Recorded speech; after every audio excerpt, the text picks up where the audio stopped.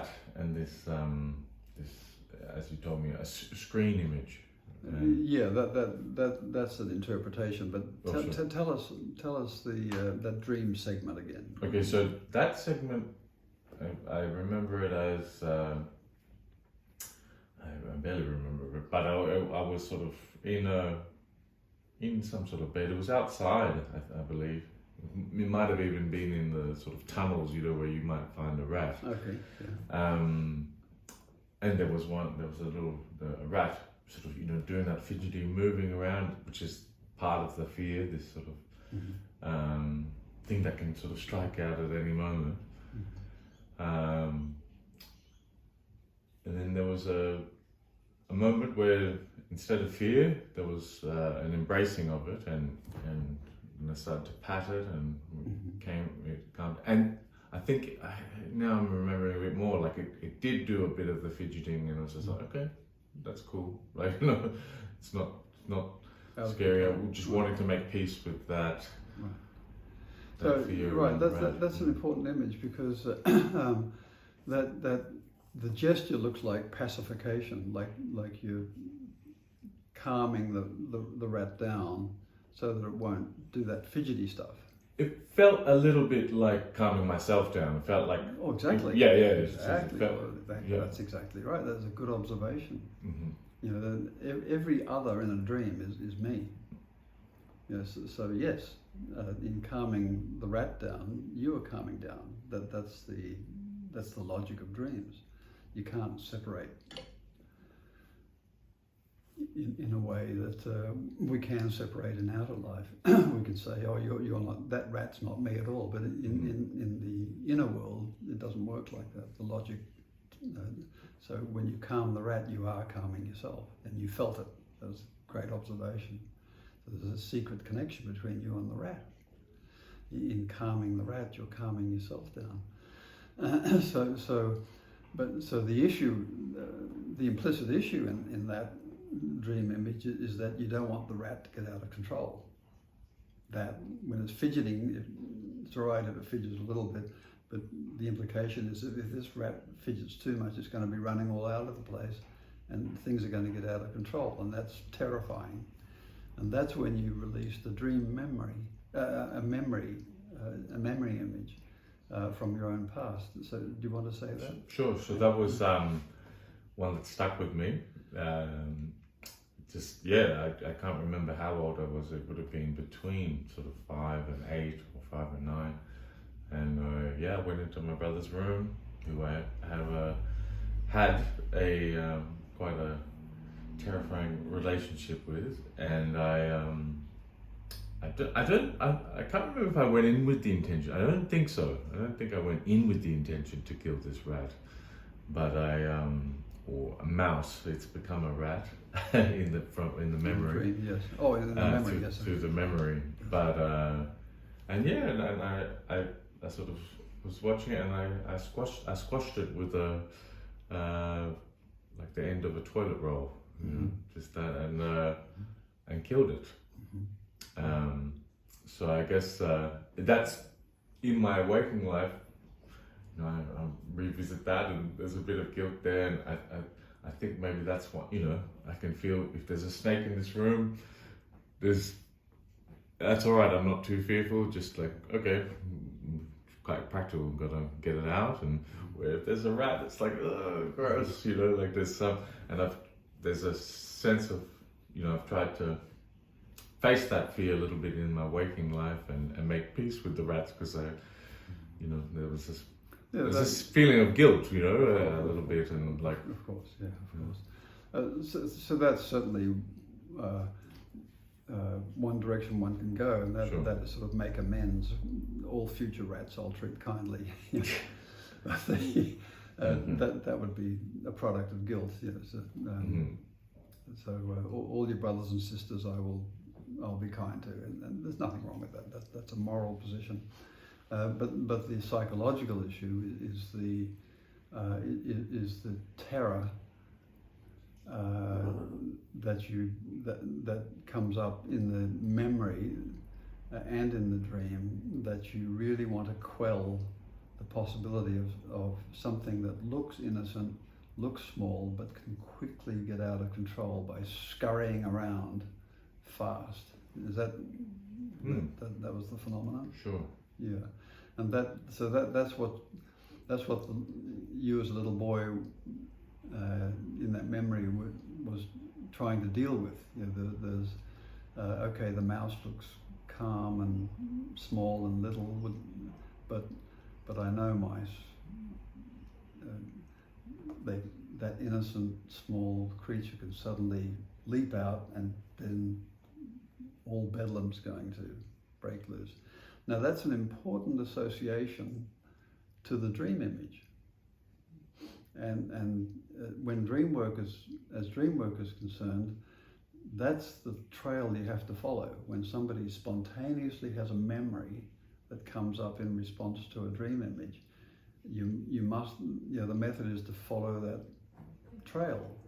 So we led in our discussion about this, that led us to the household, and how in your household could something look innocent, look harmless, look sort of psychologically insignificant, and yet generate terror enough that a little boy doesn't know when it's going to break out and go crazy, and so he better do something about it right now by killing it.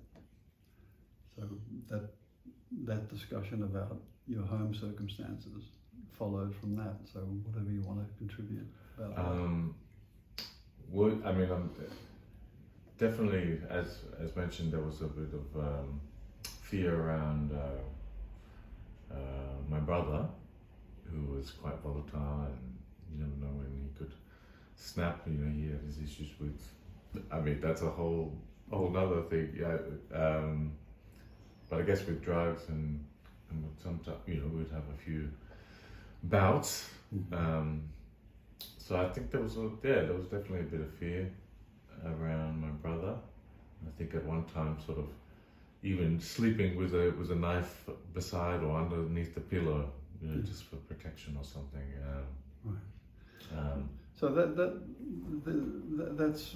that's all of those are really important associations that would become part of the psychological work, depth psychological work. Each one would have to be followed and addressed, but the action of that little boy to overcome the terrifying phenomenon by killing it is exactly the symbol of the style of masculinity that we've lived in since matriarchal times, since the time of the goddess was overtaken by the god, the patriarchal god. That image is that memory you have is exactly how that style of masculinity comes into being.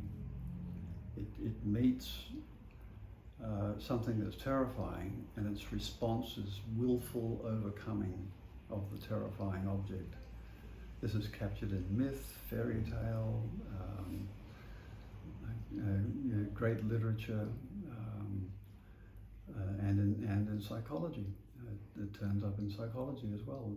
That's how that style of masculinity that men have lived in, that men, as which men were for centuries, thousands of years maybe, I think yes, comes to pass through overcoming the feminine. That little mouse, all of the qualities that it embodied, has the same phenomenology as how the feminine is regarded by that masculine structure. So that the little boy was simply creating in himself that masculine structure that can deal with something in the feminine area that's terrifying, that appears to that masculine structure is absolutely something that can't be controlled except through being killed. And then you've got to repeat it So that the style of masculinity that's coming to an end is a style that's got to edify itself repetitively by killing off the feminine in a repetitive manner. There's no once and it's done forever. It's got to be done again and again. In other words, the will edifies itself by willing. Otherwise, it doesn't exist. And that could, you could link that back to the flaw. You could almost necessarily kind of killing off a relationship to the flaw. Now that's such an interesting thing to say, Sam, because that's why the word flaw is so important, because in all of the hero myths, the myths that edify that structure of masculinity we're talking about, in all of them, there's always a weak spot, a flaw, where he can be undone. That's magnificent. So what he wants to do is cover his own flaw, or look for the flaw in the enemy and attack it, which is exactly what happened to Achilles in the Battle of Troy. His flaw was a wound produced by his mother. When she dipped him in the river, I forget the name of the river now, but it gave him immortality, but she held his heel above the water, so he had a weak spot, and that was mother caused. So his mother complex, if you like, that's the weakness in that structure. And so when nothing could harm him in the battle of in Troy, except I forget what the name of the warrior was, but he was an archer, and he shot an arrow into his heel and killed him. That was the flaw. All the heroic myths, the hero has a flaw. In the Celtic one, I think, what was his name? He had when he was made invincible or invulnerable, there was a leaf over his shoulder. So his skin didn't get. His skin was still vulnerable under there, and that's the place that they choose to kill with a weapon. Those who know where the flaw is. So flaw and this style of masculinity are very intimately related, and looking for the flaw is kind of built in to that structure. Either to look for the flaw in oneself so one can cover it up, so others don't get to. This is Trump, absolute to a T, or to look for the flaw in the other to exploit it. Right? But never to accept it as a portal to those repressed aspects of one's wholeness. Never to look at it that way.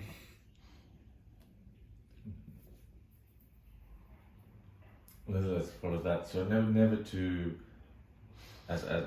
look at in this case, the flaw as a portal to access one's wholeness. All those aspects that one left out in order to create that style of masculinity.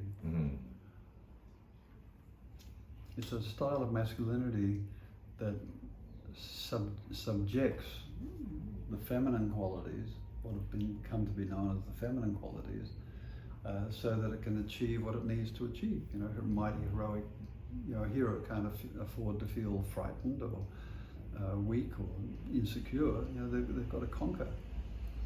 Now that's a myth, but we've adopted a cultural practice of creating men like that when it's not really needed anymore. I mean, there's a lot to follow through there. I'm just remembering, we did just to go back to that image with the rat, and then stuff around my brother, stuff around, I guess to the father, who was quite erratic, suffered with bipolar and hydrocephalus. Just not giving him an excuse, but just to give an idea of the erratic and quite wild, almost mouse-like in the sense of things are looking good, but then can quickly go out of control. Go out of hand, and obviously he was